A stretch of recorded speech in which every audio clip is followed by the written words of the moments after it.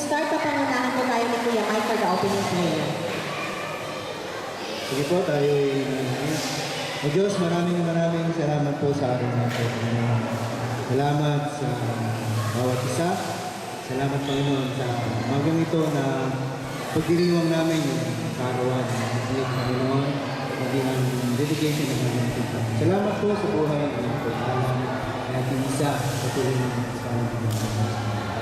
Sa araw na ito, Diyos, ito, patuloy lang ang Panginoon, pasensya ng mga namin Panginoon, ang gabay at patuloy ng aming dedication sa Panginoon sa patuloy ng blessing at kapalang bibigay mo sa bawat klase ng Panginoon at sa bawat pasensya ng bawat sa Panginoon, maging kalakasan ng Panginoon sa buhay ng nakilingan ng ating isa ang gagawin namin. Kaya Lord, patuloy na mga sa akin, patuloy na maranasan namin Panginoon ang gabay at patuloy mo, ang kalakasan, ang gabay namin at pagkakawa, patuloy na namin pinasan. Sa araw na ito, patuloy na yung kaligayahan na bumula sa iyo, patuloy na mamalagi sa amin. Kaya Lord, purihin ka at pasalamatan ka. Hanggang lang sa pangalan ng Jesus. Panalangin natin ang ating sarili sa ating gagawin na ito. At after that, ito close ko.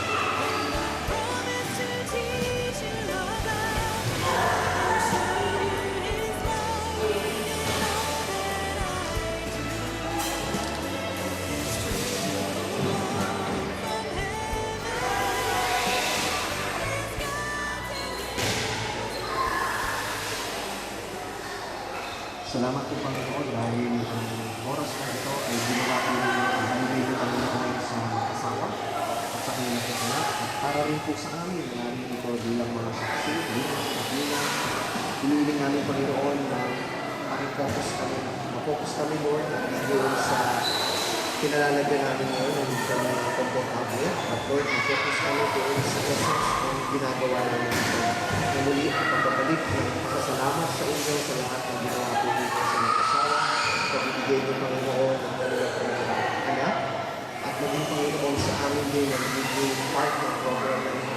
Ang Lord na makikisa kami Panginoon sa gawain ito. At hinihiling namin o Diyos kung ano man ang ginagawa na namin kaaway at masira, ang gawain ito ginagawa namin sa pangalan ng Jesus dahil ang gawain ito ay para sa amin. Aming pangalan sa pangalan ng Jesus. Karamihan naman sa atin dito ay kasama naman tayo at hindi nalingid sa iyong kaalaman kung anong ibig sabihin ng child education. Ang child education ay hindi binyag para sa bata. Pagkos ang child education, sinasabi ng Panginoon sa Matthew chapter 19 verse 14, Jesus said, "Let the little children come to me, and do not hinder them, for the kingdom of heaven belongs to such as this." Ang mga bata ay may espesyal na lugar para sa Panginoon. Kaya nga mayroon tatanong sa akin Kuya Boye, paano po yung bata na kakapanganak at biglang ginawi ng buhay? Saan po siya pupunta?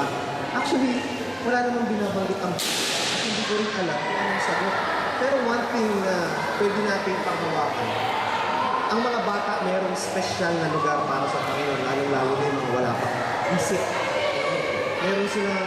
Meron silang lugar sa Panginoon. So we don't know kung ano yun. Sa ngayon, hindi pa natin naiintindihan, but in the future, siguro malalaman natin yung kapag nakita natin ang Panginoon ng mukhaan. Pwede niyo itanong yun. First question, Lord, pwede yun, walang problema. But one thing na mga bata ay bigay sa atin ng Panginoon at meron kong tuwang sa puso ng Panginoon. So child education is the voluntary act of the parents to set their child apart for the purpose of raising the child under the godly ways so as to fulfill God's plan and purposes.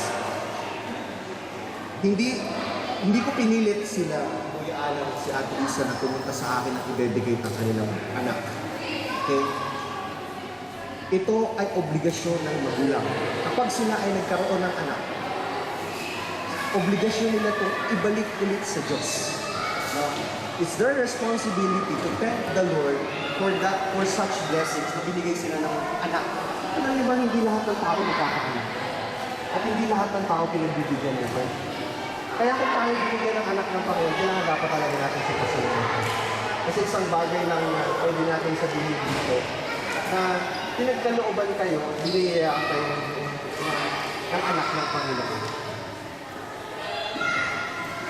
Sabi sa Luke chapter 2, verse 21 to 22, ito yung basis natin ng child dedication.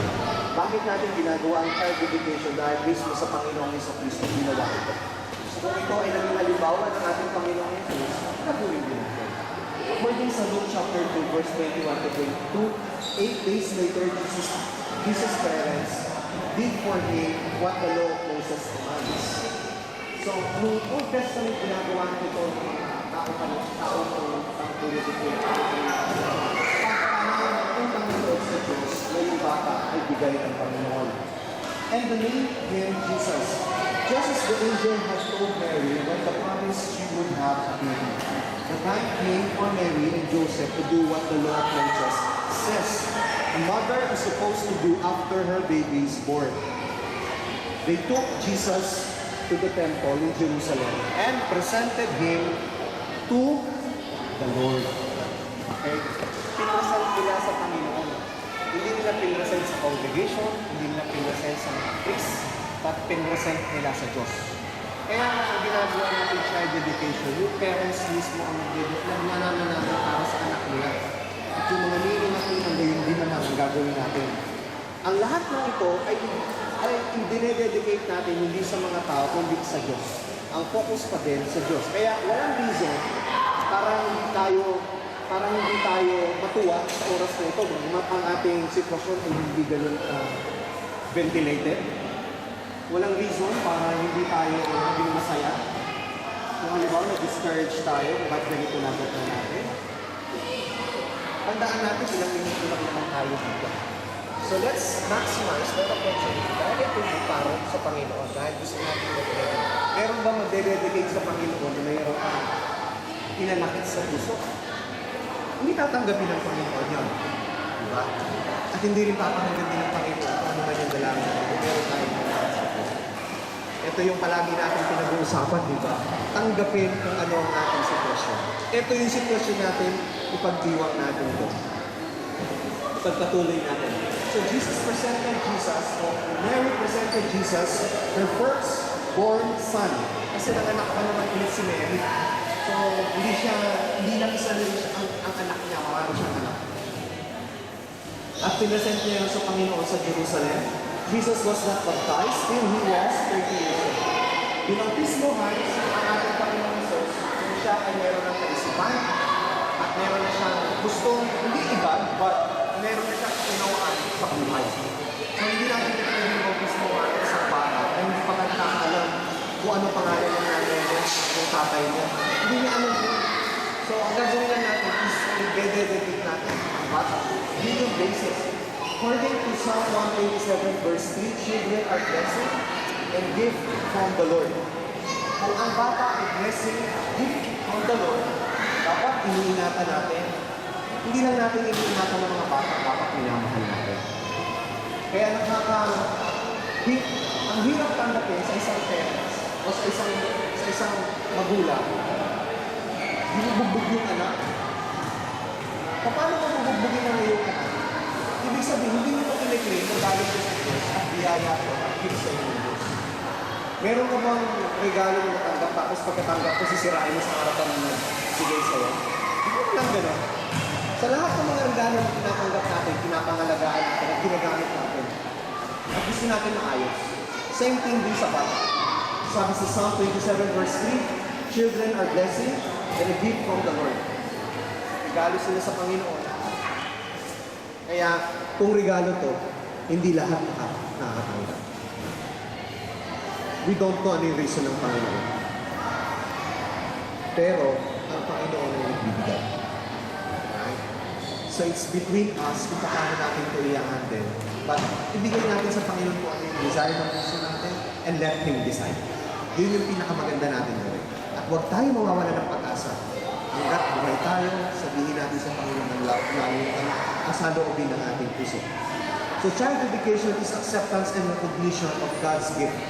Gift that God entrusted to both you, Kuya Alan at Isa. Inimpan ko sa inyo. So So meron kayong obligasyon sa bata. Hindi lang obligasyon na palakinin siya. Hindi lang obligasyon na pakainin siya. Hindi lang obligasyon na para paaralin siya. Hindi lang obligasyon na bigyan siya ng magandang damit. Alagaan, hindi lang malalim ang ibigay sa atin ng obligasyon ng Panginoon. Na ang tatanungin ko ngayon ay kayo. Sabihin niyo lang sa akin kung opo at nakawin. Bago natin gawin yan, meron lang akong gusto ipaalala sa mga asawa. Kuya Alan at Isa. Kung sakali ba na lumaki na si... Yung ako tawagin siya, meron siyang pangalan kasi. Alam niyo ba ang storya ng nickname? Ha? Ito yung akin ng research. No? Para lang maalaman ninyo kasi pare-pareho lang naman tayo. Ito maganda kasi pare-pareho lang tayo, di ba? Magkakapatid na tayo sa Panginoon. Meron pa tayong relationship din sa bata. Ang pangalan niya ay Janela Faith. Okay? Ang gandang pangalan, di ba? Janela Faith. Ayon sa aking pagsaliksik, Ate Isa, pakikorek mo ako kung tama ako o hindi, ha? Si Ate Isa ay merong sinusundan na teleserye. At sa kanyang panonood ng teleserye, merong isang babae doon na gustong-gusto niya. At ang pangalan ay sinabi niya na. Kaya ngayon, gusto niya kaya ginawa niyang nickname yun, kay Janela. But her real name ay Janela Faith Del Mundo Apian. So si Janela ang kanyang pangalan. So ngayon, meron akong tanong sa dalawang mag-asawa. At sabihin niyo lang gagawin ko po. Gagawin po namin. Kapag dumating sa gustong edad si Janela at salita na siya, nakakalakad na siya, at nakakaintindi na siya. At kung meron time and opportunity na pwede siyang i-access sa private school, at anong edad tinatanggap ang bata? Sa private school? 3 years old. 1 year old. 1 year old. Sige. Si Janela, pag dumating siya ng 1 year old, tapos nakakaintindi na siya, sisikapin niyo ba ihatid siya doon at para maturuan? Nire-recommend ko rin sa inyong dalawa na sikapin ninyo na magkaroon ng Christian home. Hindi Christian house. Christian home. Ang Christian home ay lugar na kung saan makikita ni Janela na yung mother niya, si tatay niya, si nanay niya ay nagmamahalan at sumusunod kung ano man ang pinutos ng Panginoon. Ay papangako niyo ba yun? Although hindi tayo perfect, but at least yung desire to have that ay isa ng maganda ng pangitain yun sa buhay. And also, kapag dumating si Janela ng gustong edad, na kung saan alam niyo na yung mali ang tama, pinapangako niyo ba na papahaginin siya ng salita ng Panginoon patungkol sa kaligtasan?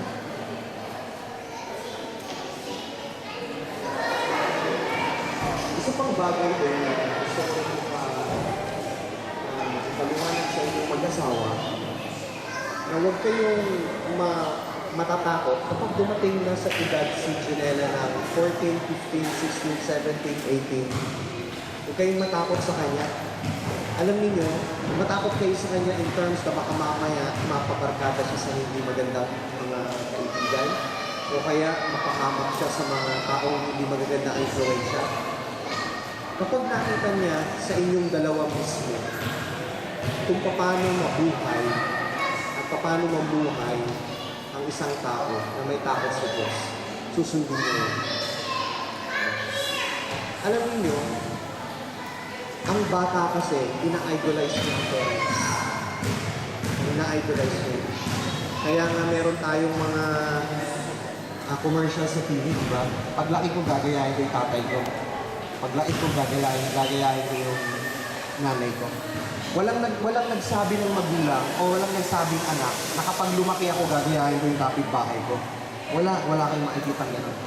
Palaging sinasabi ng bata, kapag lumaki ako, gagayahin ko yung nanay ko, gagayahin ko yung tatay ko. So may challenge yung dalawang mag-asawa. Kailangan ipakita ninyo yung buhay na sa mga tinatira sa Panginoon. Para yun ang gagayahin nila.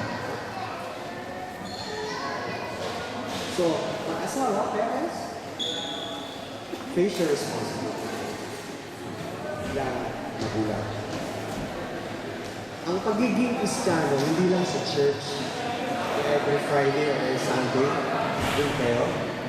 Then after that, back to normal life. Ang pagiging Kristiyano, nakikita kasi ng bata yun.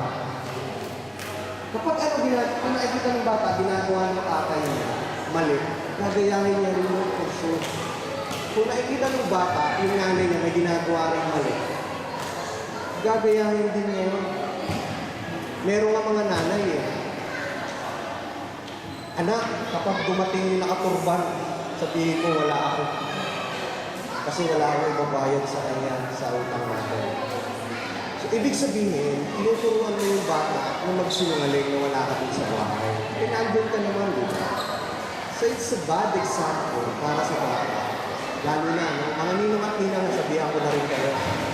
Kailangan yung example natin, napakita natin tama sa bata. Kasi once na nasundan ng bata, na tama ang kinakalakihan niya, yun ang gagawin niya. Kaya wala tayong worry sa bata in the future. Kasi malalaman niya yung tama at mali. Parents, Ate Isa at Kuya Alan, do you today recognize that this child is a gift of God?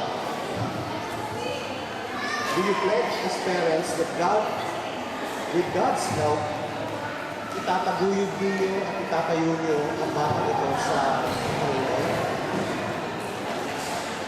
Do you promise to provide through God's blessings yung physical, emotional, spiritual, intellectual na pangangailangan ng bata? Do you promise to make it your regular prayer, by God's grace, your child will come to trust in the Lord as her personal Lord and Savior? Yes.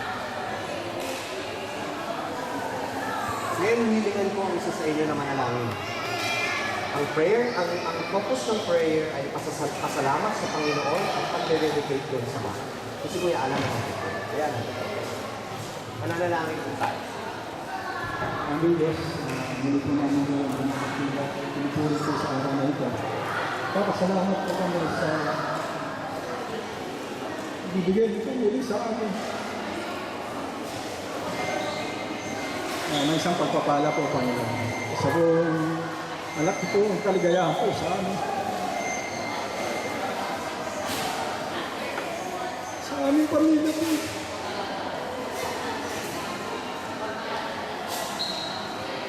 Kaya binabalik po namin sa inyo. Dalangin po namin, Panginoon, na gamitin niyo po kami mag-asawa na mapalaki po namin siya. Nang naayon po sa inyong kalooban. Lord, alam po anuman po ang pangangailangan niyo sa tulong niyo po. Pagpapabay po kami ng physically na pangangailangan niyo po sa pag-aaral niyo po. At sa iba pa pong aspeto na kayong buhay, especially po sa pagkakilala niyo po sa inyo. Lord, maraming salamat po. Kaya pinagkakatiwala po namin sa inyo. At muli po, Panginoon, maraming salamat po sa inyo sa pagpapala pong binigay niyo po sa amin. Na si Janelle Lapito na. Kaya pinagkakatiwala po namin sa inyo at binabalik po sa inyo sa pangalan ni Jesus. Amen. Ninong at Ninang, pwede ba mag-forward kayo ng forward? Ninong at Ninang. Ninong at Ninang. Pagka lumalayo kayo, parang ayaw nyo tanggapin si Janela. So yung lumalayo, kailangan ibig sabihin, tanggap na kayo yung maging pangalawang magulang. Mga Ninong, gusto ko lang kayong tanongin. Ito ito naman ay para naman sa inyo, ninong at ninang.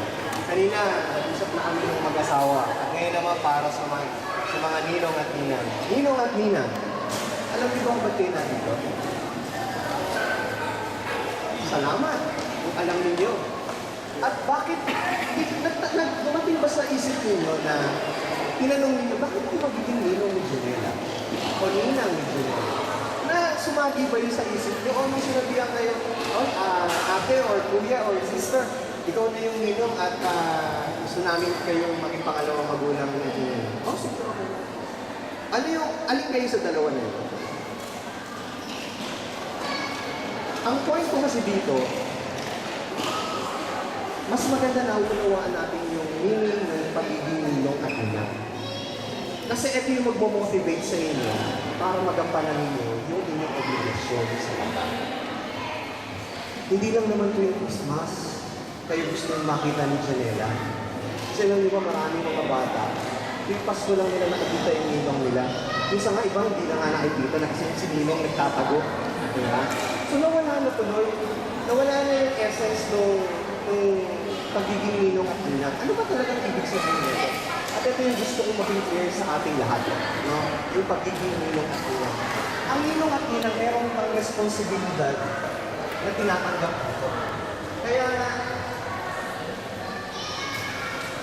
pinili kayo ng mag-asawa. Kasi meron silang nakita sa inyo kakaya. Ewan ko kung ano yung kakaiba na yun. Bakit nila kayo pinili? Basically, pinili nila kayo kasi meron silang nakita kakaiba sa inyo. Kung magiging positive para din sa bata. Ang impluensya ng ninong at ninang ay napakahalaga. Kung paano ang magulang o ang nanay at tatay ay malaking impluensya sa bata dahil palagi siya kasama. Gayun din naman kahit hindi everyday kayo nagkikita, meron pa rin kayong influence doon sa bata. Meron tayong commercial, di ba? DOH to eh. Sabi niya gano'n, Nino! Sabi ng bata, natutuwa ako kasi nandito ka. Ako rin naman inaanak. So lalaki yung inaanak niya. Sabi nga ng Ninong, inaanak, pumunta ka nga dun sa kanto. Bilan mo ako ng Malboro, isang sigarilyo. Sindihan mo na rin ha. Para pagdating dito, hindi na ako magsisiklik. Alright? Of course, si inaanak naman, gusto niya, nasundin si Ninong, pumunta na siya unconsciously. Hindi niya alam ang tama at mali. Yung pagpunta niya dito sa tindahan at pagbili ng sigarilyo at pagsindi neto at paghipit neto, hindi niya alam yun. Ang alam niya, kailangan ko ng Ninong, kaya pinutusan ako bibigay ko. Ang Ninong may choice. Meron kayong choice. Maging good example and bad example. Pero kung pipiliin din naman natin ng example, sana yung good lang para nakakatulong sa bata. Alright? Merong different stages na ma-reach ang bata. At sa different stages na yun, kailangan natin yung advices ko. Kahit gano'n pa man ang kabising natin, pero dapat nandun pa rin yung pagtingin natin sa bata. Ngayon mga ninong, meron ako mga tanong sa inyo. Sabihin nyo lang, gagawin ko po o gagawin ko namin. Unang-una, mga ninong at ninang, nire-recognize nyo ba si Janela ay galing sa Panginoon? Kayo ba ay nangangako sa harapan ng bata, sa harapan ng parents, at sa lahat na nakakapakinig sa atin, nangangako ba kayo sa tulong ng Panginoon na didisiplinahin niyo ang bata sa tama? Meron kayong right na disiplinahin ang bata kung nakikita ninyo na kailangan siyang disiplinahin. Hindi ko sinabing bubugin yun. Iba yung disiplina sa bugbog. Alright? Sabihan ang bata, Janela, inaanak, mali yan. Ayun yung magandang, pwede yung contribution sa bata habang siya ay lumalaki. Lalo nakikita niyo siya, kung nakikita niyo siyang madalas. Isang magandang contribution niya para sa kanya. Na sabihan siya kung siya ay nagkakamali. Alam niyo ba ang bata, likas na madami? Lahat ng bata. Lahat ng bata, puro ganun. akin to. Marami mga ideas, bihira. Na yung bata palagi nagbibigay. No. Ang nature ng bata palagi nakakabigay. Akin to. Because that's our human nature. Nakasabihin nila sa tayo. Yun yung nature natin. Kaya nga tayo naniwalay sa Panginoon dahil kasalanan tayo. So, ang challenge sa inyo mga ninong at ninang, ipinapangako niyo ba na disiplinahin niyo, tuturuan niyo si kanila? Nangangako rin ba kayo na sa tulong ng Panginoon na ipoprovide ninyo ang pangangailangan ni Janelle physically, emotionally, intellectually, and spiritual needs niya? Dahil, alam mo nyo, ang bata, hindi mo naman factor palagi sa physical. Hindi, materialize. Masaya. Maganda yun. Tayo. Pero tatandaan natin, meron din siyang napapakailan. Nandoon yung emotional, lalo pagka in-love yan. Kailangan i-give mo yung bata. Mga libre, naglilinis pa. Libre. Yan si Johnny sa doon. Susunod lang daw. Ay, wala na. Kung halimbawa kayo may mga work kayo dito, expertise kayo, at nakita niyo yung bata, hindi siya gano'n kaalam sa isang bagay. But not her, hindi naman siya yung pag-aaral, yung ano, kung kayo ay magaling sa science, diba? Pero yung bata, hindi kayo sama, pero ay yung mga bata. Lalo ngayon, ang statistics, mga tao ngayon ayaw sa mga bata. Natatakot ang mga bata, hindi siya takot. Kailangan yung turuan yung intellectual, and of course, spiritual. Hindi lang obligasyon ng dalawang mag-asawa na i-introduce si Janelle sa Panginoon. Kayo lang. It's your responsibility na ilapit siya sa Panginoon. Dahil kung sakali lang yung bata, dumating siya sa pagkakas na hindi siya nag-record sa Panginoon. Responsibility.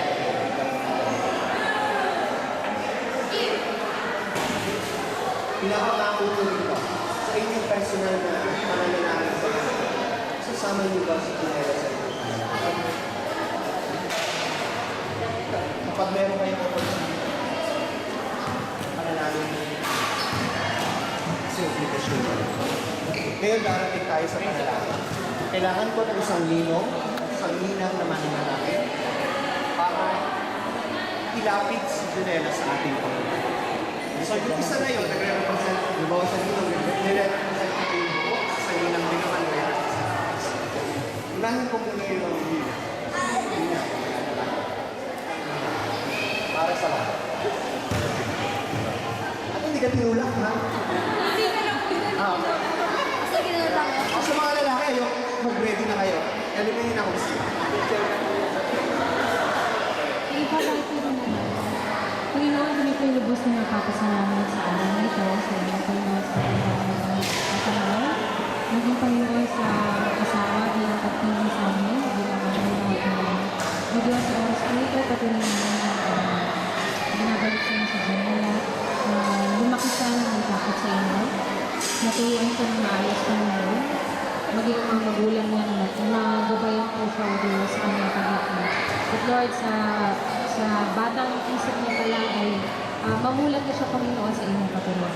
O Diyos, Panginoon po, ang mga nina at nino, dinadalangin po namin na maging equipped kami Panginoon, hindi lang po ba pag may okasyon, kami nagpaparamdam sa bata, maging yung everyday needs niya Panginoon. Ay magkaroon kami ng time para kamustahin si Janelle.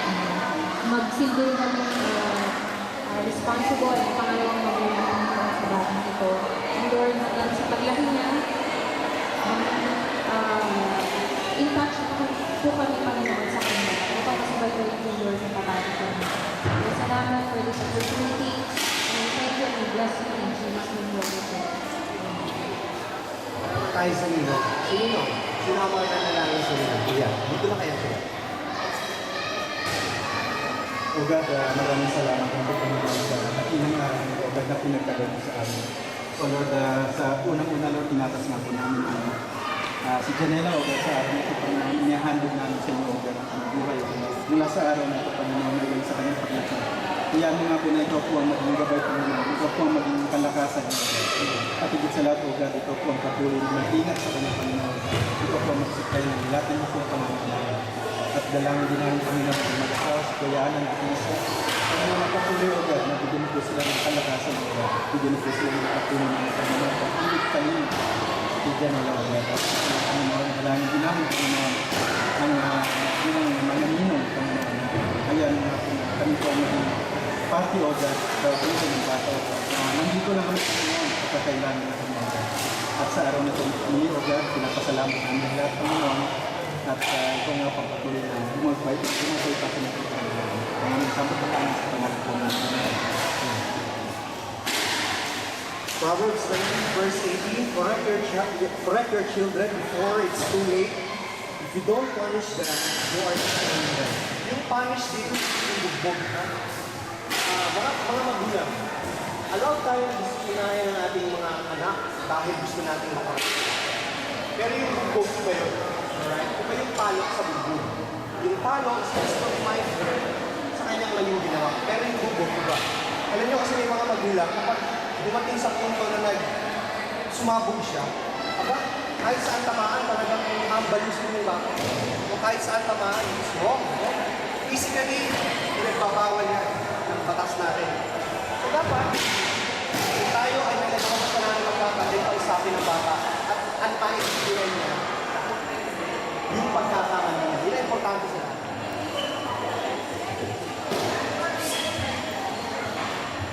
Amin din ng Diyos na kanyang sinasabi ko ay ipapasalamat ng Lord kung saan ay ang kanilang magulang ko Panginoon ay binigay mo yung Panginoon sa inyo. Amin at kanilang pag-ibig. Salamat po sa biyaya na ito, sa blessing Panginoon na ito na binigay mo sa mga kasawa. Hinihiling namin po Diyos ang responsibilidad, ang pagtingin sa batang ito ay nagkakita na po Panginoon ngayon para po sa mga ninong at niyang. At sa mga magulang naman Panginoon, mula nung kanilang ito'y isinilang, ito po Panginoon ang kanilang obligasyon. Obligasyon Panginoon hindi lang po sa physical na bagay, hindi lamang po sa emosyonal, hindi lamang po sa intellectual, hindi pa kayo sa spiritual. Hinihiling natin Panginoon, kami mga ninong at mga magulang ay magkaisa sa isa't layo sa tulungan ng bata hanggang sa ay dumating sa pagkakataon na meron siya sapat na isipan, malaman na ang mali ang tama, kung bayad ang mga sa inyo tanggapin kayo, bilang kayo ng sarili ng pagkakataon. At hindi po Panginoon, huwag po dumating sa pagkakataon na hintayin ka namin ang bata ang lumapit sa amin. Bagpos Panginoon, kami na mismo ang lumapit sa bata, kamustahin siya, at sa nila malaman kung ano kaya tatayuan sa buhay. Maraming salamat sa araw na ito. At tunay ko ito ng araw na ito ay binigay ninyo para muling ibalik ang lahat ng salamat sa inyo. Ito pong aming panalangin sa pangalan ng aming Panginoong Jesus. Amen.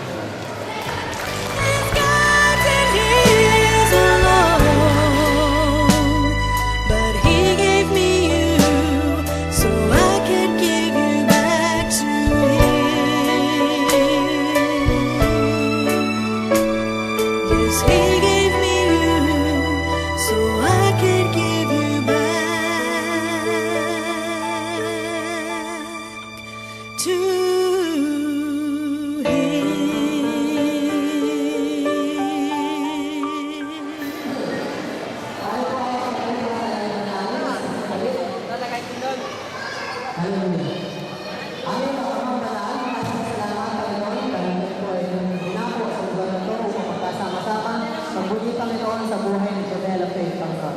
We thank you sa lahat ng blessing na pinagkaloob ninyo at sa amin Panginoon sa pagkain aming kakainin sa tanghaling ito Panginoon.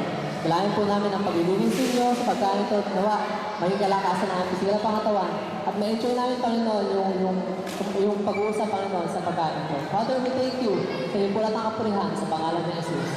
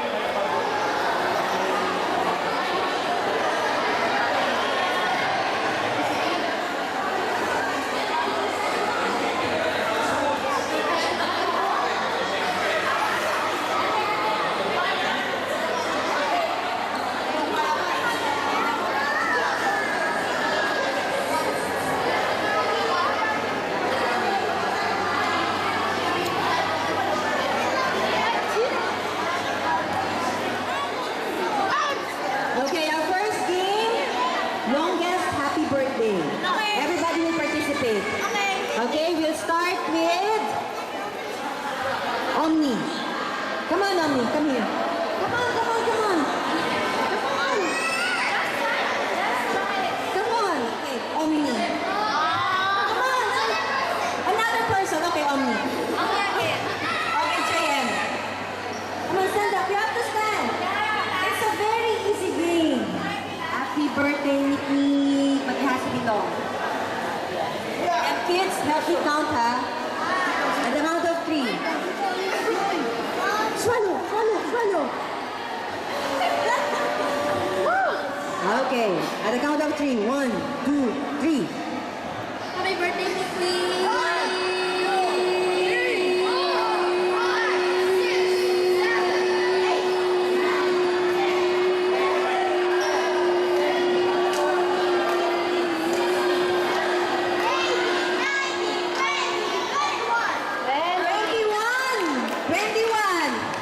Ang taas naman agad ng score. 21. Okay, Kuya, your turn. Come on. Stand up. Go, go. Then we have to say happy birthday, Nikki. Okay, at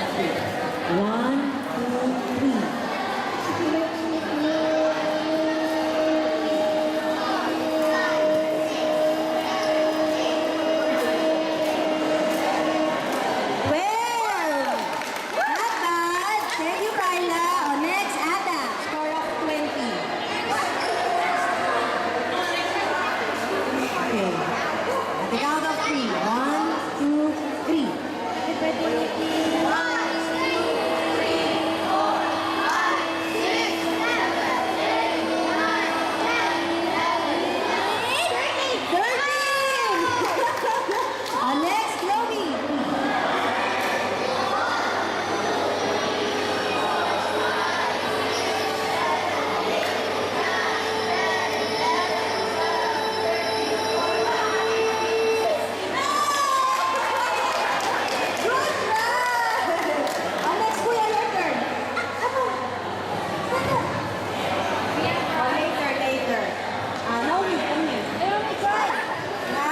Score of 20. You have to say happy birthday, Nikki, at the count of 3.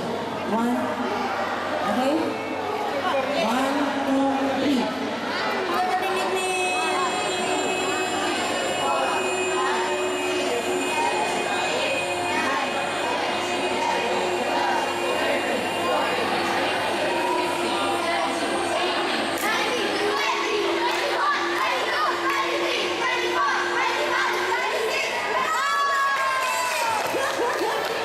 Next, Joel.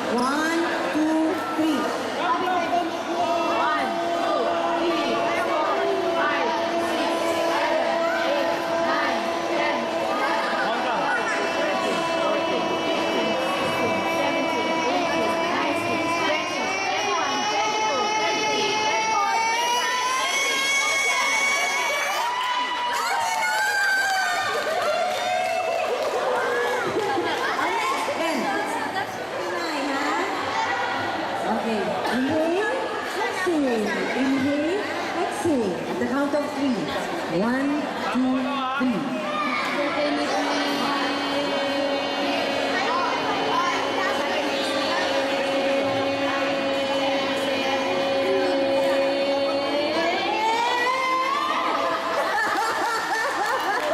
Nice try, nice try. 17. Next, Nomi. Kuya. At the count of 3. 1, 2, 3.